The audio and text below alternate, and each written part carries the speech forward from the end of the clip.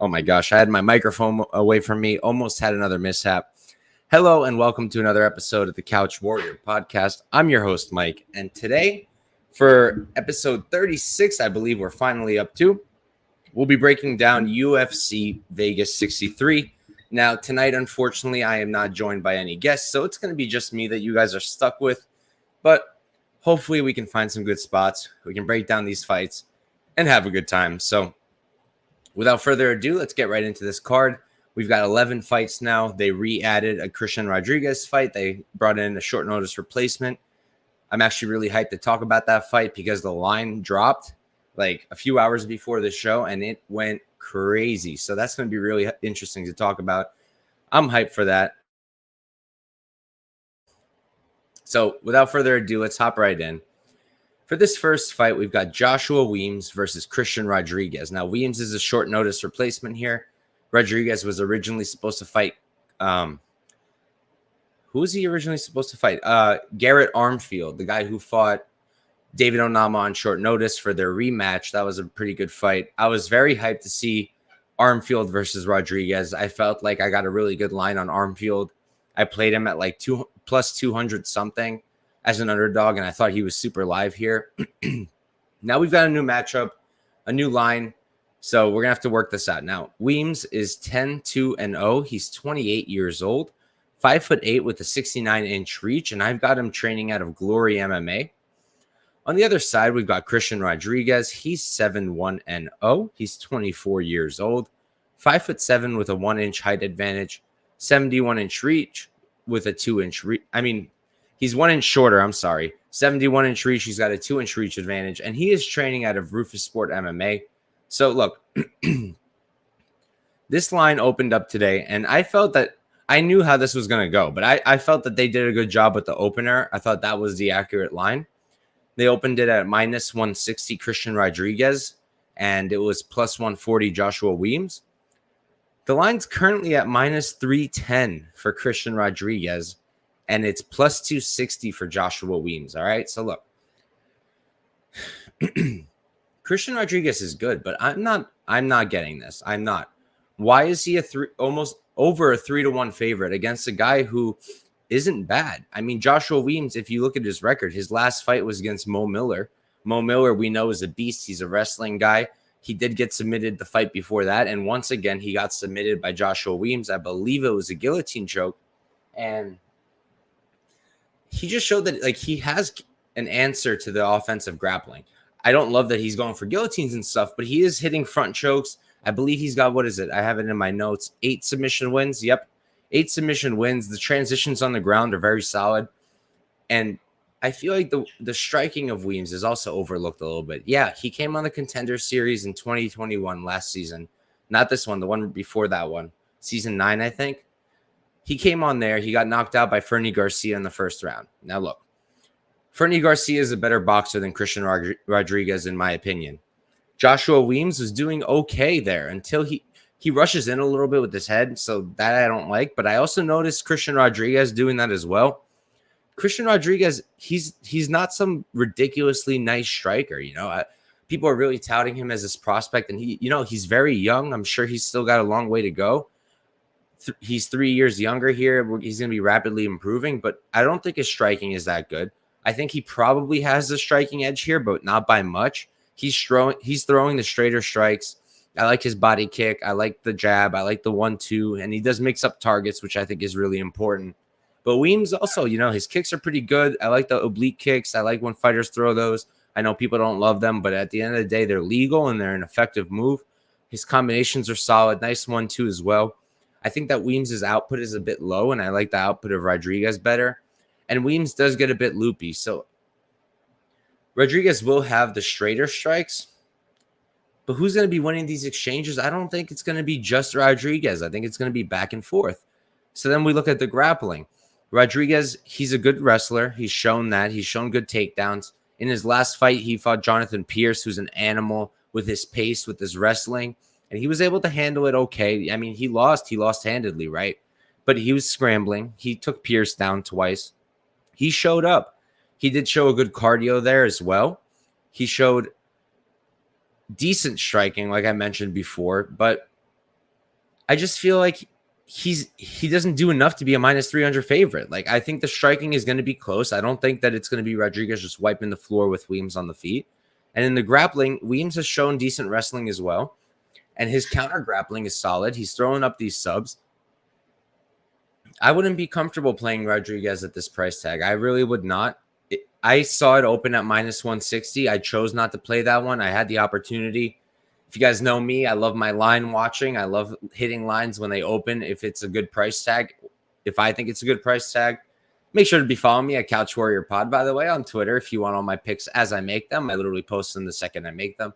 But yeah, so for this one, I chose not to play Rodriguez at minus 160. I think that's a decent line. Like I said, I think that's the correct opener. I don't think he should be this heavy of a favorite. Even minus 160, I thought it's closer than that. I'm going to be looking at the Weems decision, no action. And I'm going to be looking at Weems by sub. Those are the two props that I'm curious about in this fight. And that's the only way I'm going to look at it. And we're going to move on to another short notice fight where we've got a short notice replacement coming in, making his debut. Here we've got Cody Durden versus Carlos Mota. Durden is 13-4-1, 31 years old, 5'7" with a 67-inch reach. And he's training out of American Top Team Atlanta, I believe. Carlos Mota on the other side, he's 8-1-0, 27 years old. So he is 4 years younger, 5'6". He's 1 inch shorter. He's got a 69.5-inch reach, so he's got a 2.5-inch reach advantage. And in terms of his camp, I didn't get this in my notes because this was a short notice thing. I'm pulling it up real quick. Okay, yeah. So I checked his Instagram. I believe I checked it before. There was nothing there. Tapology says Primera Gym. That's what we're going to go with for now. I believe he's somewhere else, but I can't tell you where. So I think this fight is really interesting. I think that the opener, once again, was correct. And even though I thought it was correct, I thought there was value on Mota, so that's why I played him. But look, so what I'm talking about is this. Cody Durden against Carlos Mota. Durden opened up at minus 145. Mota was at plus 125. That's the line that I wanted. I went for that line originally for the plus 125. I felt that at underdog odds, which is where I think Mota should be on short notice, I felt like that was a good play. As I was entering my play, they lowered it to minus 115. I looked at it. I was like, all right, you're giving me pick 'em odds. I'll take Mota still. Now, I think the side now at plus 150 is Durden easily. And I'll explain why. Look, I played Mota because I think Mota can win this fight by keeping it on the feet and outstriking Durden. I think that Carlos Mota is the better striker. With very little doubt in my mind, I think so. Durden is a decent striker. He's been improving that, but at the end of the day, he's a wrestler at his core. We've seen that. His wrestling is good. He used it against Arichi Lang. I felt like Arichi Lang still won that fight. But Durden, my guy Justin over here, thank you for tuning in, man. Exactly. This is what I'm thinking. Durden has a wrestling upside. Durden has a pace upside. Durden can slow down, but he's still going to keep that pace going. He's still going to be trying. He's got that dog in him. Cue the Yoel Romero barking dog meme. I got to get that up, start playing it every time I like a dog. I think someone's got that dog in them. But I played Mota, and I played Mota because I think he's got the better striking, much more crisp, much more straight, much more defensively sound. Everything Durden throws is kind of loopy, and because of that, I got to think Mota's going to be landing first. He's throwing straight, Durden's throwing loopy. Mota's got the reach advantage. Mota also has shown good takedown defense. Now, Mota fought Charles Johnson in the LFA, his second to last fight.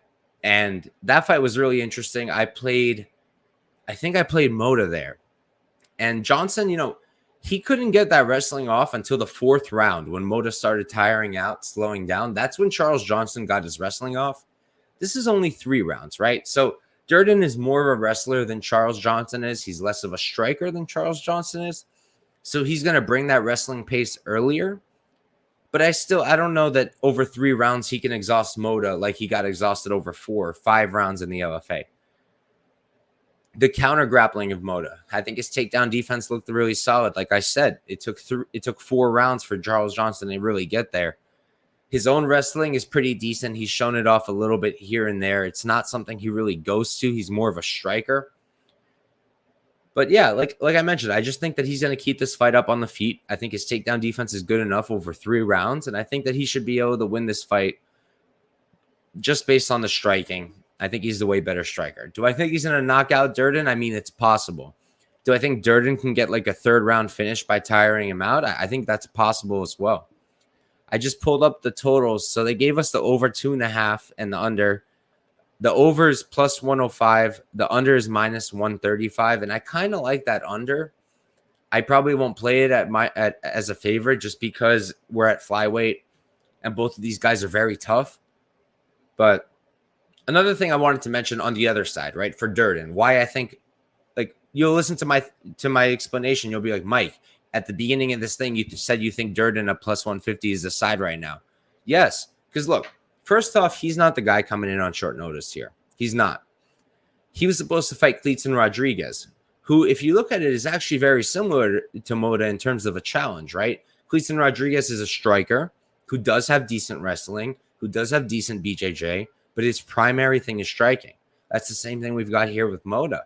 And if you tell me Mota's fighting Kleeton Rodriguez, I think that's a close fight too, right? If we're going to do some MMA math. So I think it's silly to overlook Durden at plus 150. Like I said, I played Mota at minus 115. I felt that at those odds that I got the correct side because I think he can keep it on the feet and outstrike him. But once again, at these odds at plus 150, I'd be playing Durden. It's not short notice. He's got the wrestling edge. He had a similar opponent leading up to this, and his striking has been improving. Speaking of which, why did they just decide to put the 2 guys who fucked over JP Buys on the same card? What the fuck was that about? They got Durden and Roman Dolidze on the same card, but we'll move on now. I did pick Mota, but like I said, that was at minus 115. I don't condone betting him at minus 175 where it's at right now. So we're going to move on to the next fight. Excuse me. All right. So for this one, we've got Chase Hooper versus Steve Garcia. Now, this fight is at featherweight. That's important because Garcia's last few fights have been at lightweight. Most of his fights have been at lightweight. I believe I looked back on his record. It was like 2 fights at featherweight, something like that. Now, Chase Hooper, he's 11-2-1, 23 years old. He's extremely young, 6'1" with a 75, let's call it a 76-inch reach. And he's currently training out of Upstate Karate Family Martial Arts Center. He's training with Stephen Wonderboy Thompson, working on that striking, working on that karate style. We've been seeing it come through a little bit, especially in that last fight. On the other side, we've got Garcia. He's 12-5-0, 30 years old. So he's 7 years older here, but he's 30. That's not that old. 6 feet tall. He's 1 inch shorter, 73-inch reach. He's got a 3-inch reach disadvantage, and he's training out of Jackson Wink. Now, look, the way I looked at this one was if Chase Hooper didn't get that win over Felipe Colares, what would this line be? And I'll tell you where it would be. After that loss to, I think it was Steven Peterson, this line would probably be a favorite towards Steve Garcia because he's the better striker. And Chase Hooper has shown if he cannot get you down, he's screwed. He's absolutely screwed. Now, there's a few things I want to talk about here. First off, Steve Garcia. I've heard several people talk about the Luis Pena fight and why they think his defensive grappling is bad. Yeah, I get Pena had his back. Chase Hooper's a really good submission grappler. Steve Garcia's takedown defense is still at 100%. It's still at 100. So regardless of that fight, regardless of getting controlled for, I think it was 14 freaking minutes by Luis Pena, he's still got 100% takedown defense over 4 UFC fights. Granted, the first UFC fight, Desmond Torres was 1 round. He knocked him out. Pena, 15 minutes. Antiveros, 2 rounds. And Mahashate was only 1 round. And it was just 1 minute, just under 2. So I'm not going to sit here and tell you, yeah, Garcia is getting shot on all the time, defending it, amazing takedown defense. But also, at the same time, Chase Hooper is not some crazy wrestler. The way he's getting it down usually is either funky single legs or pulling guard, really. He loves those scrambles. That's where he thrives. And I'll tell you this, I think that Felipe Colares was the perfect setup for him. Because Felipe Colares is an okay striker, yes, and an okay grappler, yes. But Hooper had him covered in that grappling. Justin over here in the chat saying Hooper can lose. He gonna have another. He's still young. Lost. Now is it this one? I think it's this one. I do. They gave him a guy who's just too good of a striker. Like Chase Hooper is not gonna knock out Steve Garcia like Mahashate did. He's not gonna knock him out. He's not gonna hurt him like Ontiveros did. Like Hooper's not gonna come out here and throw axe kicks and stuff like Ontiveros that only Ontiveros throws. So it's hard for me to look at Hooper even a little bit at this price tag. I mean, let me pull it up real quick. Chase Hooper sitting at minus 271 on Bet Online. The comeback is plus 231 on Steve Garcia. Guys, Garcia is a decent grappler. Like I said, 100% takedown defense, regardless of what happened in that Pena fight. He himself took Ontiveros down 3 times. He showed decent grappling. Should he wrestle here? No. No, he should not. But if for some reason Hooper gets him hurt, he's going to get Hooper down. First of all, because like I said, he's got decent wrestling. And second of all, Hooper will allow it to go there. Hooper will accept bottom position if that means he can get to the ground, because that's where he's most comfortable. Do I think Hooper could win by sub? Sure. Do I think Hooper could win by grinding out a decision? I'm less sure about that. Do I think Steve Garcia can win this fight? Hell yes, I do. And I do not think he should be a plus 230 dog. I don't. I personally played him for a half unit at a worse price tag. I'm pulling it up right now as I speak for you guys, because I just don't remember off the top of my head. But I played him at plus 205 for a half unit, plus 230. You put a half unit on it to win over a unit. And it's hard, for me, it's hard not to feel comfortable there. Because if he gets submitted, if he gets ground out, I lost a half unit on a play that I acknowledge that danger, but I still thought that Steve Garcia can win here. And I really think that on the feet, it's not even close. I mean, I think on the feet, Garcia is going to spark this guy. I really do. So I like Steve Garcia here. And plus 230 now, you got to love it personally. So I'm on Garcia, and we're going to move on to the next fight.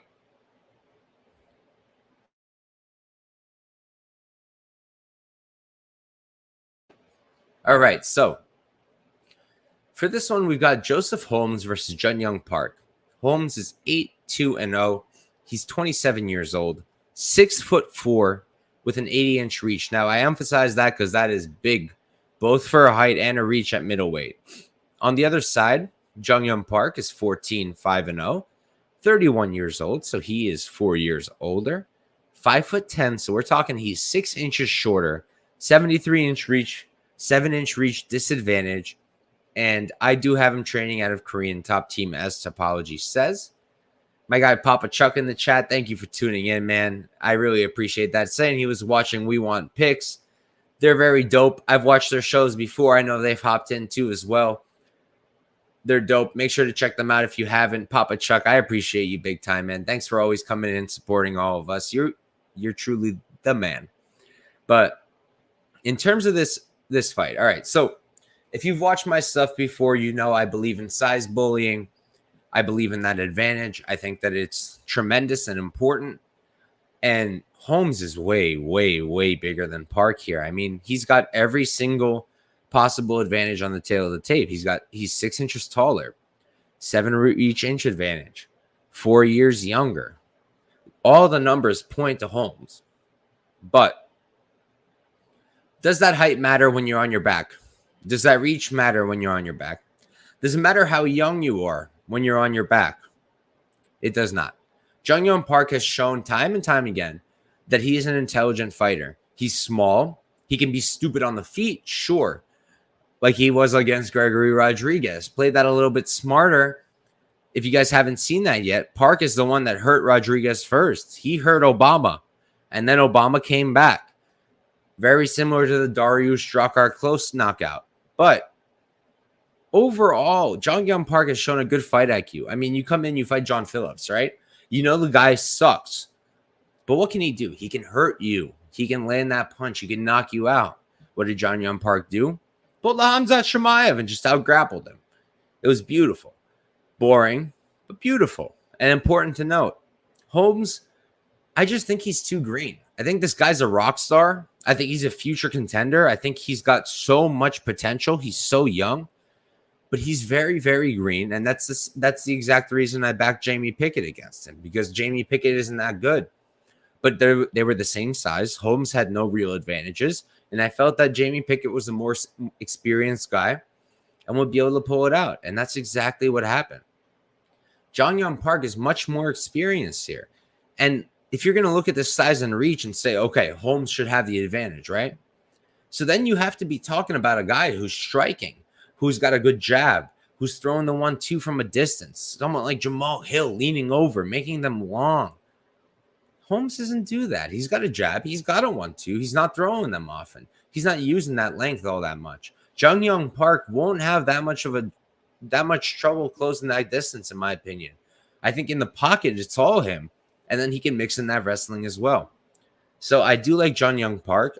I don't like the size difference, so I did keep my bet small here. But what I did was I parlayed John Young Park with another guy that we're going to be talking about soon, so I won't say just yet. But I parlayed them together. I got it at plus 137. I got it for 1 unit, and that's the play I made here. I like John Young Park. I don't want to have more than a unit staked on him. So I just parlayed him up with someone else I'm comfortable with and called it a day. I think he should win this fight. I think he's got all the tools he needs, especially that grappling. Like I said, Holmes is young. He's going to come and he's going to keep improving. Eventually, that striking is going to start to click with that reach and height advantage. I just don't think we're there yet. So I think Park is going to win this fight. Papa Juck writing a comment in the chat that I won't put up just because, you know, I respect everybody who makes content. But, hey, man, I'm constantly holding in a pee. And I actually really have to pee right now. So everybody's got their moments. But Justin hopping in. I like Holmes on DraftKings Fantasy. He's at the very bottom. They're going to assume he's going to KO maybe. I haven't looked at DraftKings yet, but if you're telling me that Holmes is at a low salary, that's probably a spot that I'm going to play a little bit. Because like I said, look, I think Park should win, but the size here is a very big difference. It is. And while I did say that when you're on your back, your height and reach doesn't matter, while you're standing, it does matter. And while someone's trying to take you down, it does matter. Because if you got a long reach, you can tripod. And tripoding is a bitch when you're trying to take someone down. Rob Lawrence hopping in. Thank you for tuning in, brother. Appreciate you big time. Saying Holmes could get another sub ? I think the sub game of Holmes is overrated. He submitted Amedovski with no hooks in. Amedovski's awful. And a lot of people keep talking about this takedown, but Holmes hurt Amedovski before that takedown. It's not like he shot for a double and flew through this guy. He hurt him, and then he took him down, and then he submitted him with no hooks. So I personally don't think a submission is going to happen on the Holmes side. And I mean, I think he submitted Shante Barnes. I'm not remembering off the top of my head, but I'm going to pull it up real quick. He did rear naked. But if I'm not mistaken, I'm pretty sure that he got that with no hooks in as well. So, no, I don't think that his sub game is enough to get one here. Let's see. My guy Akira in the chat pulling up. Everybody say what up, Akira, one of my home buddies. Justin, I'm in Cali. Can only bet DraftKings or FanDuel Fantasy Sports betting. Holmes at very bottom price. Yeah, like I said before, I'm going to check that out since you mentioned it. I think that Holmes as a DraftKings tremendous underdog is definitely worth a look for a fantasy play. Now we're going to move on to one that I think is going to get a bunch of people mad, but it's all good. So look, I just got absolutely robbed, in my opinion. Look, I get it. There's a fair argument for Sean O'Malley beating Peter Yan. There's a fair argument. There really is. I don't think that it was there. I think Peter Yan won that fight. I feel robbed. I lost like 5 or 6 units on that. When Andrei Arlovski fought Jake Collier, I only played him for like a unit something. And I won. I won that bet. I shouldn't have won that bet. Arlovski lost to Jake Collier very clearly, in my opinion. And I consider the Peter Yan I'm going to call it a robbery. A robbery. Karma for this. If you've watched my stuff before, you've seen me knock on wood. You've seen me say that I believe in karma. That's probably my karma. Winning that Jake Collier bet is probably why I lost that Peter Yan bet. Not because anything that makes sense, but because of that. Real quick, let's see. Papa Chuck, Arlovski via decision. I'm gonna say something else soon. Justin, Andrei, Shuk, Arlovski. Okay. let's do this. So Arlovski, he's 34, 20-0, 43 years old, 6'3" with a 77-inch reach, and he's trading out of American Top Team. Now, if anyone in the chat knows any better, please let me know, because I have both of these guys training out of American Top Team. I know in the past that was the case. I don't know if that's still the case. If anybody knows anything about that, please let me know in the chat. Now, on the other side, we've got Marcos Rogerio de Lima. He's 19, 8-1, 37 years old. So he's, what is that, 6 years younger. But guys, we're talking 37 to 43. I mean, the difference isn't that crazy. 6'1", he's 2 inches shorter, 75-inch reach. He's got a 2-inch reach disadvantage. And he is training out of American Top Team, like I mentioned, as far as I know. I'm on Arlovski once again. I am. Look, I've been saying this every single time. Andrei Arlovski does not lose to mediocre heavyweights. If you are an unremarkable heavyweight, you are going to lose to Andrei Arlovski. Now, whether that's because of the judges or yourself, that's a question for another day. But it's just what it is. What it is. It's what's happened. Every time Arlovski fights someone who's not elite, whose name isn't Tom Aspinall, he's winning these fights. I do not get this appeal of Marcos Rogerio de Lima. What on earth did you see that you love him so much? I mean, his last fight, okay, sure. He looked pretty good against Blagoy Ivanov. Some people felt he won. That's a different matchup, first of all. He out-wrestles Maurice Green. For the love of God, that's Maurice Green. And then he knocks out Ben Rothwell, which I will admit is impressive. I love Big Ben. Look, can he knock out Arlovski? Yes. Do I think that's a high outcome? No, I do not. Arlovski has shown that he's changed up his style. The way he changes angles after throwing a strike, or when he sees strikes coming, the way he steps out of the way and returns, it's very clean. He's watching these counters. He understands. I am 43 years old. I've been knocked out. What is it? I have it written down. I've been knocked out 11 times. He understands this. He fights that way. Can Lima get that KO? Yes. Do I think that's the most likely outcome? No. So I did play Andrei Arlovski. I played him at plus 185 for 1 unit. Now he is sitting at, let me pull it up, plus 185, plus 200 on Caesars. You can wait. It's going the other way now. I think it's Arlovski here. He's a better striker, in my opinion, more technical striker. Clearly has the better output. His takedown defense has held up over how many UFC fights? I mean, I don't even have it written down. But the guy's got 76% takedown defense. And we're talking about a dude who's been fighting in the UFC forever.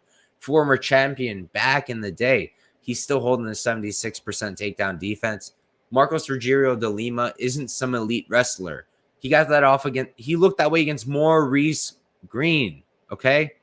Let's remember that. So I do think Arlovski should win. Now, Papa Chuck asking exactly what I needed here. How about Arlovski via decision? All right. So that seems like what makes sense, right? But so did Bilal by KO, right? So did Bilal by decision. So did that over. But there's a reason, if you look at my Bet MMA page, I parlayed the alternate over Bilal, the 1.5 rather than the 2.5, because I thought Bilal could win that fight. And if I had to think about it, how it happens, a late finish, that didn't surprise me. I thought it would be round 3, not round 2. I thought Sean Brady would slow down like he did against Michael Chiesa in round 3, and Bilal could finish him there. I think that it's possible here that Arlovski can get a late finish. Is it the most likely outcome? No. But are the odds tempting? Hell yes, they are. Look, we're looking at a heavyweight fight here. We're looking at two guys who have been finished. I'll admit Lima's been better at not getting finished. Five submission losses. That's where he's weak, whereas Arlovski, 11 KO losses. But Lima slows down. And in round 3, can Arlovski land something? Maybe. That's what I'm really tempted on. Is the most likely outcome, in my opinion, Arlovski by decision? Since I think Arlovski wins, yes. Arlovski by decision, I just pulled it up, is at plus 275. It's very tempting. Look, if you listen to me right now and you think Arlovski wins, but you think that I'm wrong about a possible KO, I'm not saying it happens. I'm just saying why I won't play the decision, why I rather play the money line. If you think a KO doesn't happen, play that decision plus 275. That's beautiful. That's fantastic. I don't like playing those in men's fights just because sometimes stuff falls through. In WMMA, it's a little bit easier to play those, but yeah, I mean, plus 275, I think is pretty good. All right, guys. So we're going to move on to the next fight now. Real quick, I need to use the restroom. Normally, when I have a guest, I can run away, but I'm alone. So I'm going to run real quick. Let's call it 30 seconds, and I'm going to be right back. I wish I had like a little ad or some shit for you guys, but I do not. So I'm just going to let you guys wait 1 second.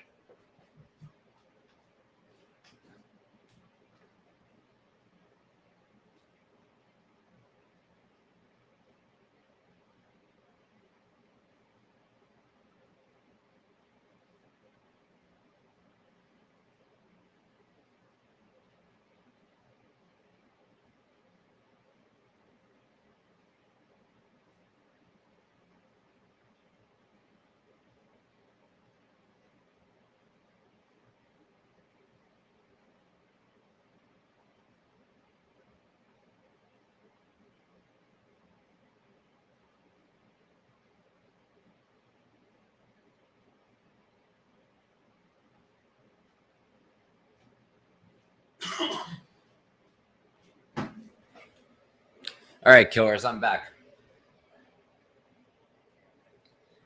Papa Chuck, I always do, brother. But I'm back, guys. Let's hop into this next fight. We've got Roman Dolidze versus Philip Hawes. Dolidze is 10-1-0. He's 34 years old, 6'2" with a 76-inch reach. And he's training out of, let me pull it up. I believe it's at Extreme Couture, right? On the other side, we've got Philip Hawes, 12-3-0, 33 years old. So he's 1 year younger, 6 feet tall. So he's got a 2-inch height disadvantage. He's got a 78-inch reach. So he's got a 2-inch reach advantage. And he's training out of Sanford MMA, my favorite camp that I refuse to call Kill Cliff FC. And, you know, I like Phil Hawes here. And I'm going to say, first of all, I think as a unit, MMA Twitter was so quick to just throw Phil Hawes in the trash. To be like, this guy has no chin because he got knocked out by Chris Curtis. To say this guy has no cardio because he got tired against Nasruddin Imavov. Let's look at it this way. Let's look at it the glass half full. He beat Nasruddin Imavov over 2 rounds, clearly. Nasruddin Imavov has been an animal since then. He got knocked out by Chris Curtis. What happened for the first 4 minutes before then? He outstruck the hell out of a boxer in Chris Curtis. Philip Hawes has been underrated over and over again. Sorry. Because of his cardio, because of these chin issues. Does he have chin issues? Yes. I can't say he doesn't. He got rocked in the Dawkins fight. He got rocked in the Nasruddin Imavov fight in round number 3. He's been rocked. Chris Curtis knocked him out in round number 1. And Dolidze, he's shown big power, right? I'm not high on Dolidze. I used to really be. I wanted to love him. He's Georgian. My girlfriend is Georgian. I love them. I support them as a country. And I'm Ukrainian. And obviously, I support my home country. Dolidze is both of those. Fights out of Georgia. I believe he was born in Ukraine, or it might be backwards. I don't remember. And I should love him. And I want to love him. And I want to always back him. But I always say this. I bet with my brain, not my heart. Sometimes it turns out my brain is wrong, but I trust my brain over my heart. And I think that Philip Hawes should win this fight. He's a better striker by a mile, in my opinion. I mean, I think it's by a mile. And you don't have to look at the Duran Win fight. I mean, that fight's unimportant to me. It's irrelevant. Duran Win didn't have a shot there. He really didn't. Philip Hawes, he's it wasn't just that Duran Win fight. Even in the Imavov fight, even in the Dawkins fight, he's shown really good striking. In all of his fights, he's shown solid wrestling. Dolidze, he's a high-level BJJ guy, world champion, I believe, in no-gi. Might have been combat BJJ. I don't remember exactly. But regardless, it hasn't exactly translated to MMA, first of all. He's got 5 knockout wins and only 3 submission wins. He's never been submitted himself. And he does like that leg lock, but that's also part of the thing, like his fight IQ. It's not like Phil Hawes is out here being a Kai Barallo fight nerd. No. But Dolidze's fight IQ is abysmal. I mean, you should have won that Trevin Giles fight, man. You lost that fight because of one person, and it was yourself. It's the hard truth. My guy Jorge, real quick, thank you for tuning in, man. I just wanted to shout you out saying, what do you think about Park takedowns at 2 on Prize Picks? I'm liking the over. I like that over as well. I'll pull it up real quick. I don't remember what Jamie Pickett got. I think it was 2 or 3. I'm going to pull it up real quick because I'm actually curious as well. Yeah, so Pickett got 2 takedowns. So you at that point, you got to think like, all right, Pickett's got pretty good wrestling too, pretty good takedown defense. Will that hold up better than what Park would do? I think Park is going to recognize that he has to wrestle, that the size difference is very large. So I do think he'll land at least 3. Will I play it? I like Prize Picks. I play it too, but I probably won't play that. No. Papa Chuck saying this.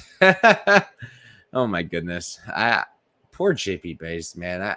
I just hope he has really good people around him. But yeah, so I think that Philip Hawes wins this fight. I mentioned earlier I parlayed John Young Park, and this is who I parlayed him with. I got that parlay at plus 137 for 1 unit. That's all I wanted to stake on these two. I don't trust Philip Hawes all that much. Dolidze has shown really good power. That knockout against Dawkins, I think it's a little fraudulent. They had a headbutt literally right before. It was Dawkins' second headbutt in the second fight in a row after a headbutt with Kevin Holland. And he got hit. He pointed it out. The ref called it. But he didn't take any time to recover. And then Dolidze just put him in the clinch, rocked him with some knees, and finished him. So, yeah, can Phil Hawes get knocked the fuck out? Yeah. Can it happen in round 3? Yeah. Yeah, I think it can. Dolidze, he slows down, but he still keeps that power in round number 3. Do I think Dolidze wins? No. I think Hawes wins. So I parlayed him for 1 unit with Park at plus 137. That's the only wager I'm going to have here. I was considering the fight doesn't go or the under. Fight doesn't go is minus 120. That's pretty tempting. I think we're only getting it at that line because Dolidze has shown that he goes to decision very often. And same thing with Hawes. But look, we're looking at 2 guys that could probably finish each other. I think Hawes can get a finish on the feet. And I think that Dolidze can get a finish on the feet. Do I think we get a sub? Probably not. I'm not seeing a prop right now for fight ends in KO. Maybe that's the thing to look at once it comes out. But we're going to have to see. My guy Justin saying Dolidze gets a KO. Hawes, poor man, Kevil Rand. I just disagree. I think that as an MMA Twitter, we're so fickle. We're so short-term memory. I mean, the Chase Sherman line.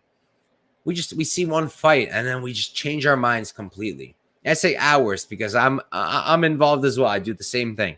I just think that Phil Hawes, I always have thought that he's way better than the credit he gets. So I do think Philip Hawes wins that fight, and we're going to move on. All right, so for this next one, we've got Dustin Jacoby versus Khalil Rountree. Jacoby's 18, 5-1, 34 years old. He's 6'3" with a 78-inch reach, and he's training out of Factory X Muay Thai. On the other side, we've got Khalil Rountree, who's 32 years old, 2 years younger, 10-5-0, 6'1", so he's 2 inches shorter, 74-inch reach. He's got a 4-inch reach disadvantage. And I've got Rountree training out of Syndicate MMA. I like Dustin Jacoby here. I do. If I'm going to get a Dustin Jacoby fight and I'm going to fade him, I'm going to need the person to wrestle. It's not like I think Dustin Jacoby is some elite top level striker. No, but I think he's a good striker. I think he's got a tremendous output. And he's shown an ability to win even when in tough positions, right? Against, who was it after John Phillips? It was Michal Alasashik, right? If you look at that fight, his output was way lower, and he did not throw the kicks like he always does. But there was an injury there. And sure, you could say, Mike, fighters say all the time they had an injury. It's an excuse for why they lost. Sure. But then he came into his next fight, landed over like 100 strikes, right?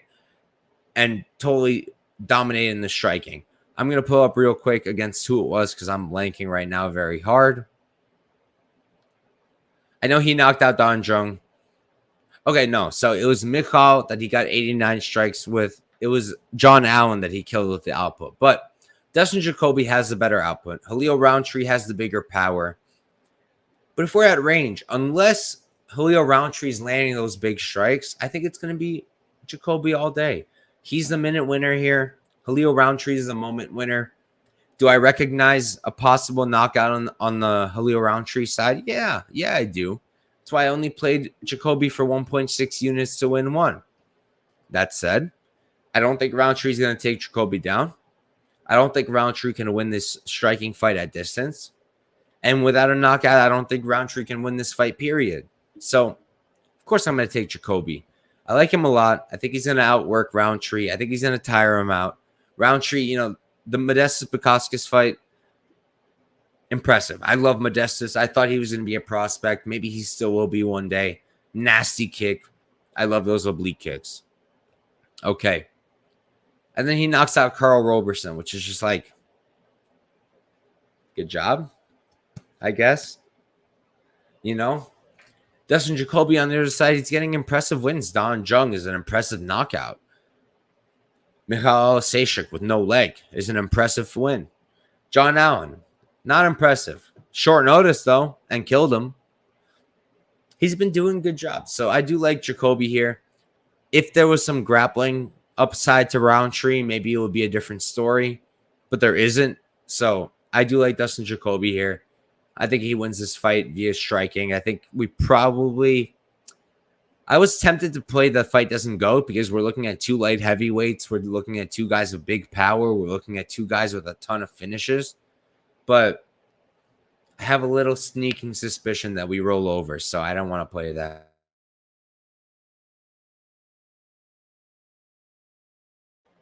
Excuse me for that. But all right, let's move on to the next one.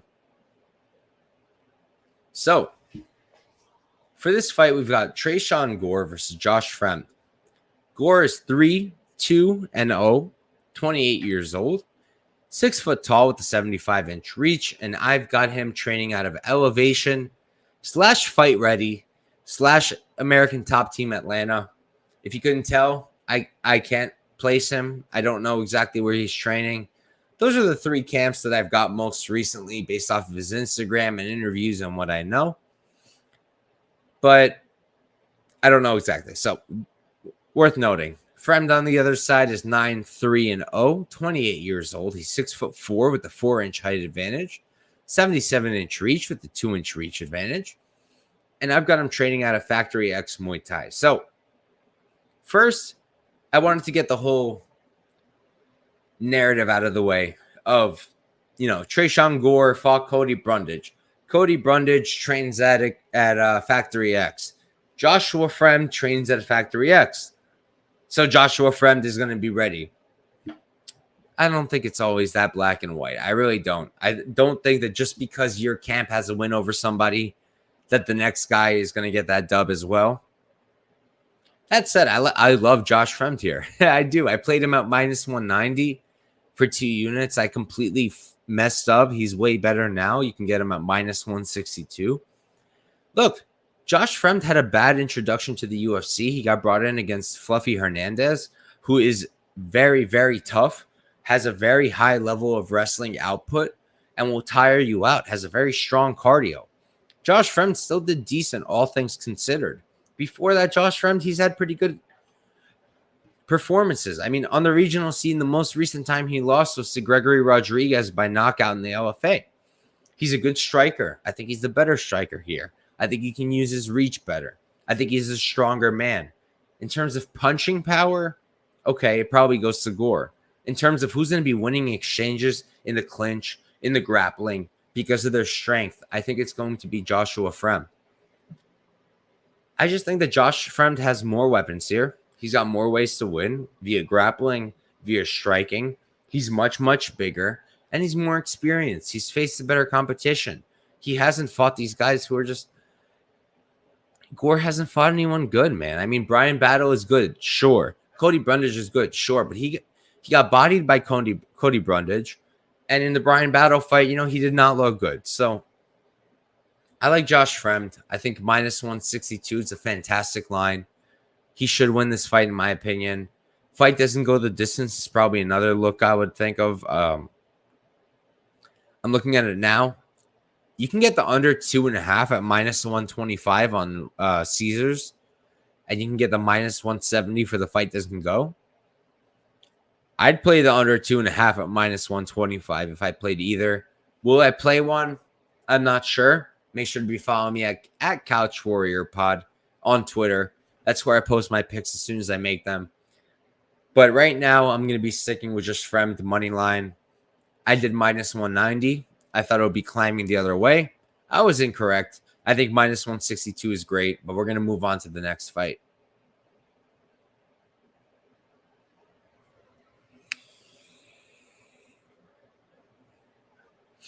All right, so for this one, we've got Waldo Cortes Acosta versus Jared Vanderaa. Cortes Acosta is 7-0, undefeated as a pro. He's 31 years old, 6'4", with a 78-inch reach, and I've got him training out of Ultimate Combat Fitness with a K. Vanderaa on the other side, he's 12-9-0, 30 years old, 6'4" as well with an 80-inch reach, so he's got a 2-inch reach advantage, and he's training out of Team Quest as well. Look, first of all, no bet. No bet, no bet, no bet, no bet. No bet. I'm not touching this with a 10-foot pole, not with a 20-foot pole. Waldo Cortes Acosta, in my opinion, is probably the rightful favorite. He should knock out Vanderaa. He should win on the feet. Do I want to back him as a heavy favorite here? Maybe even not heavy, but like as a medium favorite, minus 194? No, I do not. We don't know him that well. Against Suzar on the Contender Series, yeah, he won the fight, but like he gave up a lot of strikes there against a guy who is much, much, much smaller than him. You look on the fight before that against Peterson, right? He won, I think, in round 3 or 4. He ended up getting the finish, which is why I think he has good cardio. He's getting out grappled. He's getting out wrestled, out worked. Eventually, Peterson tired out. Cortes Acosta got that dub. Vanderaa, it's tough, man. I mean, BJJ black belt that he never uses. He's got one takedown in the UFC, and I think like 6 or 5 fights now. And that was freaking, it was the GOAT. It was Harry Hunsucker. You take down the GOAT. You finish the GOAT on the ground. You're a legend. So you have to respect Vanderaa. He'll probably go to the Hall of Fame for knocking out Harry Hunsucker. I'd be surprised if he doesn't go to the Hall of Fame for that. Harry Hunsucker, super high level, easily top 5 Harry Hunsucker. So, not a terrible look for Vanderaa to finish Hunsucker, but other than that, he hasn't shown good wrestling. I don't expect him to come out here and double leg Cortes Acosta. I think the most likely outcome is a Acosta knockout, but I feel like Vanderaa live. I think he's live. If we get out of round 1 and he's outworking this guy, putting on that output, putting it on him, pushing him back, maybe mixing in, I don't expect takedowns, but maybe some fence grappling, clinch work, maybe he can tire out Acosta. I think Acosta wins. I'm not playing this. I think it's a terrible idea. Very low level, hard to get a good read. I don't think it's a good spot. But we're going to move on to our co-main event of the evening. We've got Tim Means versus Max Griffin. Means is 32, 13, and 1. He's 38 years old, 6'2" with a 75-inch reach. And I've got him training out of, we're going to be going with the Topology Camps, NHB. On the other side, we got Max Griffin. He's 18, 9, and 0, 36 years old. So he's 2 years younger, 5'11", so he's 3 inches shorter. And he's got a 76-inch reach, so he's got a 1-inch reach advantage. Real quick, I'm going to pull up his camp because I feel like he trains at Sanford MMA, but that's not what it says. And I normally check their Instagrams, but I don't have anything. So, okay, that's why I don't have anything, because when you pull up his Instagram, nothing comes up. Max Griffin MMA Instagram. You guys are watching my process live right now. All right, Max Payne Griffin, boom. Where's he train? I don't know. He doesn't say. He's got some interesting posts, to say the least, on his Instagram.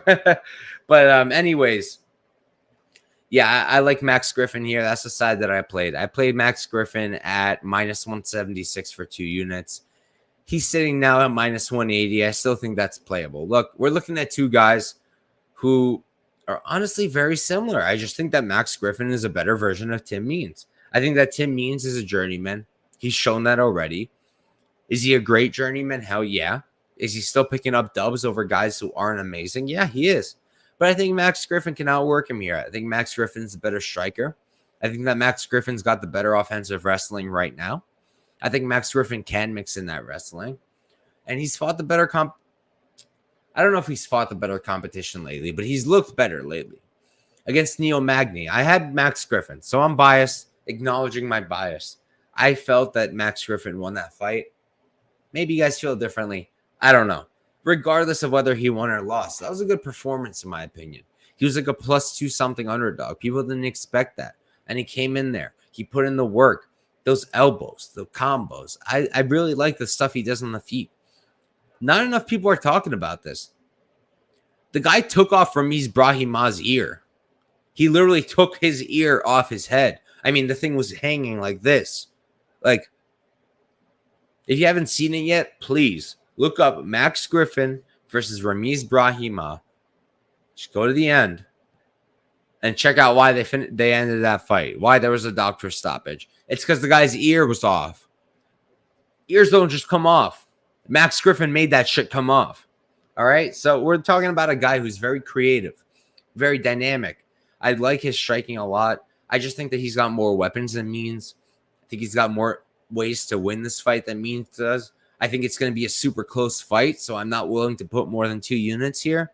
I think Means does have a path if he can slow down Griffin and just outwork him.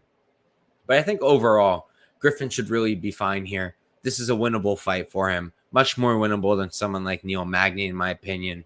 And I do expect him to win. Like I said, I got -1. What was it? I got -176. It's -180 now. I still think that's playable. Real quick, let's catch up with the chat. Let's see if there's anything I can put up. Let's see. Jared might go to wrestling. If not, he's gone from... Yeah, I mean, I agree. He's got 2 choices here. Mix in that supposed BJJ black belt or get the hell out of here, right? Because of his fight IQ, it seems like he's going to get the hell out of here, but I'd be really careful. I don't think it's smart to play Acosta. But that said, let's move on to our last fight, the main event of the evening, and a fight I can't wait to talk about. We've got Calvin Kattar versus Arnold Allen. Calvin Kattar is 23, 6-0. He's 34 years old. 5'11" with a 72-inch reach, training out of New England Cartel. On the other side, you've got Allen. He's 18, 1-0. 28 years old. I believe he's undefeated in the UFC. 5'8", so he's given up 3 inches in height. 70-inch reach, giving up 2 inches in reach. And for his camp, I've got Team Renegade. I like Kattar. I like Calvin Kattar here. I messed up. I played him at -131, I think it was, for 2 units. Now he's like +100, +105, I'm seeing. Guys, What is this? Literally, what is this? Okay, Calvin Kattar lost to Josh Emmett. Questionable decision at best. I'd say robbery. Questionable decision at best. Everybody keeps talking about Arnold Allen knocked out Hooker in round 1. Arnold Allen dominated Dan Hooker in round number 1. Arnold Allen killed Dan Hooker in round number 1. Sir, did you forget Allen getting hurt? Allen got hurt in that fight. Dan Hooker hurt him, okay? Yes, Dan Hooker, 155, much bigger, blah, blah, blah, blah, blah. But if you're going to talk about all this stuff about Arnold Allen dominating Dan Hooker, should probably mention when Dan Hooker rocked him and wobbled him. That's what I think. I think Calvin Kattar's a better striker. I think Calvin Kattar's got a better output. I think Calvin Kattar throws the straighter strikes. I think Calvin Kattar's going to hit the target first. I think he's got a better jab. I think he's got better combinations. I think he's a better counter striker. He's clearly got the better takedown defense. Arnold Allen has okay wrestling, but realistically, who has he dominated in the grappling realm? No one really. No one important. I think Calvin Kattar here all day. I wanted to bet Arnold Allen. When I first looked at this line, he was like plus 126 on FanDuel. And I was like, Mike, let's get this dog before it's too late. And then I taped it. Then I taped the fight. And I felt like Calvin Kattar's the side here. I might even add on Calvin Kattar a plus 105, plus 100, whatever it's at right now. I think it's tempting. I don't get it. I don't get it. Do you think Arnold Allen is realistically going to outstrike Calvin Kattar over 3 rounds? I mean, over 5 rounds? First of all, Arnold Allen's never gone 5. Calvin Kattar's done it what now? I think twice? 3 times? Calvin Kattar's got a much better output. Calvin Kattar's got a better takedown defense. Calvin Kattar, in my opinion, is working with the better strikers. Allen can mix it up, sure.